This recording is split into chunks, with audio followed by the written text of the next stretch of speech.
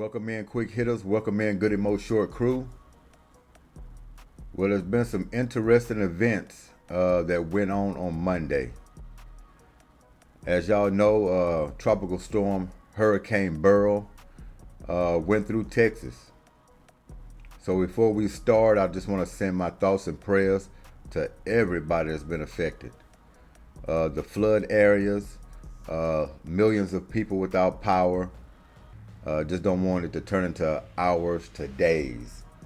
So hopefully they get their power restored and everybody got flooded out is okay. I think last time I've heard is about 5 deaths caused by this tropical storm. So thoughts and prayers going out to all those people and everybody that's affected by it. Me personally, my lights went off about 100 times. 30 seconds they came back on, went back off, came back on. It's done that about 100 times throughout Monday. Besides that, a couple of branches and leaves all over the place. But we fared out pretty good. But I know a lot of people that's been affected by it, and thoughts and prayers goes out to them. So let's get into this. King James says Bronny has tough skin. We're going to get into this interview. After we roll it, we'll come back and we'll share our thoughts on it. So let's take a look at it and let's roll it. We're going to have a chance to talk about some history in the fall.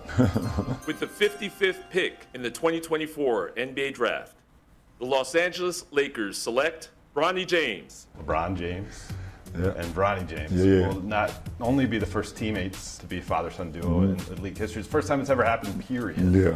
Just take me back to New York. What was that moment like for you? It was very emotional.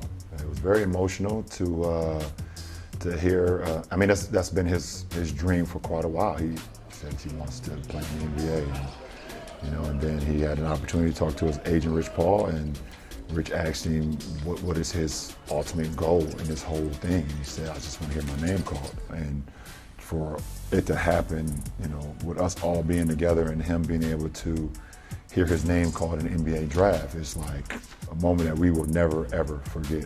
Between the lines, to some extent, basketball is going to take care of itself. Yeah, for sure.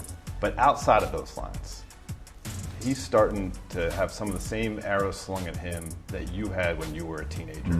What's going to take for him to withstand that? I don't know if people really understand Bronny. He doesn't care.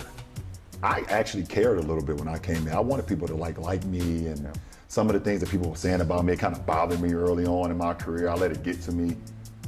Bronny doesn't give a He doesn't. Bronny plays, he works his tail off. When he's done, he goes home and plays his video game. He does not care about nobody. He doesn't even listen to that stuff. He's like the complete opposite of his dad. His dad will say something. Yeah, I can see that. Bronny does not care. Like me personally, when I was coming up, I had no choice. I literally had no choice. I had to make it out. Like I had no choice. I had to make it out for me, my mom, my family.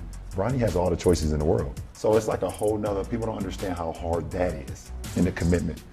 For him to be coming out of heart surgery less than a year ago, for him to be able to be in the NBA, the kid he's special, but he doesn't care. It doesn't bother him.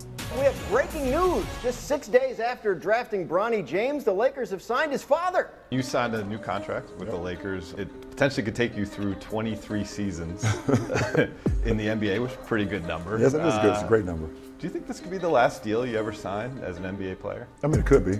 I would sit up here and say, maybe not. Yeah, it could be, easily. But we'll see what happens.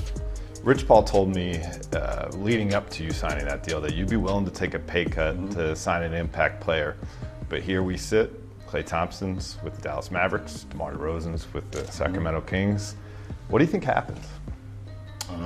It takes two to tango. I mean, at the end of the day, I think, our front office, our coaching staff, fix was on. That's what happened. That they wanted to do or try to get guys to come, and it didn't happen. And that's okay. That's part of the It's part of the business. Since 2020, as the team had its ups and downs, we've Yeah. had some private conversations Yeah. about just how much winning still matters to you. Yeah. You know, you have all the accolades. We talked about the stuff you've been able to earn through this Mm-hmm. game, but you still want to win. Can you do it here with the Lakers between now and the end of your career? Can it happen again? Of course. Of course. What gives you that confidence? Because we've done it before. And that's it, it's over. This historic 2020 NBA championship belongs to the Los Angeles Lakers.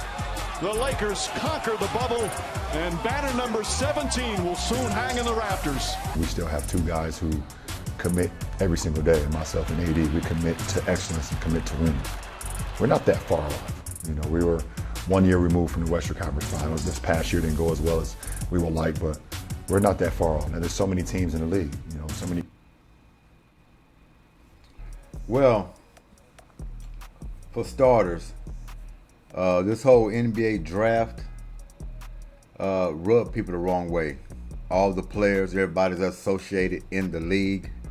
LeBron James facilitating his son to be drafted by the Lakers. It just didn't seem genuine. It wasn't authentic. And oh yeah, it rubbed a whole lot of people the wrong way. So much so, you got players that don't even want to go to the Lakers. They'd rather go to another team, find their own way. They're not going to deal with the circus. Never seen anything like this since I've been watching basketball. Now, we've seen players in the NFL say they don't want to be drafted by this team. We've seen the Eli Mannings and people like that say they don't want to go to a franchise. So be it, somebody else drafts them. But it never happened in this kind of fashion to where you're telling teams, do not draft Bronny James. You'll be wasting your time. He does not want to go to your franchise. He's getting drafted by the Lakers. Facilitated by LeBron James and his crew. Unbelievable. Then on top of that, he didn't even earn his spot. See, that's the problem. That's what all this uproar is all about. We can understand if we know you belong in the NBA, but Bronny James hasn't shown that. He doesn't have enough on film that pleads his case that he belongs in the league. Hasn't shown enough. And we already know he's not ready. We've seen enough clips for that.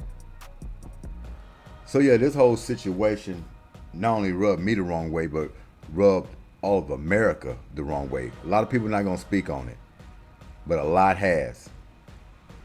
And this situation right here left his son, Bronny James, in a bad situation. He's going to get ridiculed more than his father. He has more pressure than LeBron James when he came into the league out of high school. And I'm going to tell you why. Gonna tell you why. Just pay attention. First of all, he's LeBron James' son. That's enough pressure in itself. Number two, they facilitated this whole thing and bringing Bronny James to the Lakers and knowing King James had his hand all over it. Number three, they know damn well he didn't even earn the spot. Should he even be in the NBA? Without LeBron James' help, would he have been drafted? And if he did, it'd just be because he's LeBron James' son. But so far, what he's shown on film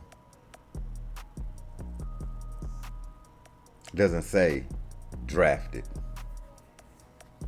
And that's a problem. So they made enemies. Wishing Bronny James the best. Not wishing no bad luck on the kid. Nothing like that. I hope he flourishes. I really do. But all in all, no matter what happens with his career, if he flourishes or something bad happens, this situation at the draft rubbed me the wrong way. I just didn't like it. It just didn't seem, like I say, genuine, authentic. The league is just, I don't know, man, it's starting to get watered down when you allow one guy to have that much power to where he can facilitate a draft into bringing his son or any guy to a franchise that he wants. And the commissioner and everybody involved just sits back and allow it to happen. That got to be some unbelievable pull. Unbelievable pull. But that's my situation on it. Like I say, good young kid, wishing him the best.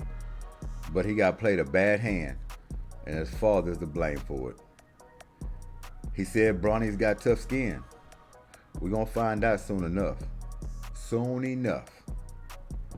But getting injured, missing the second game, it's not a good start. I will tell you that. Not a good start. Because the pressure just builds momentum. Every little incident that happens. Twisted ankle, missing the game, looking like y'all covering him up, babying him. Oh yeah, immense pressure builds day by day, week by week. That's my thoughts on it. Y'all let me know what y'all think about the situation, which you already know, majority of you. Just don't feel right. Don't feel right at all. But King James, only King James can facilitate an act like this, right? Oh, that's not good. G.S.Q.H, Goodymo Sports Quick Hits. Once again, to the victims, everybody that was affected by Tropical Storm Beryl, thoughts and prayers go out to you. Be safe. This is Terrible Tuesday. Lives up to its name if you want to mix it in with Monday. But thanks for y'all time, and let me know what y'all think about this. King James and little Bron. We out of here. Peace.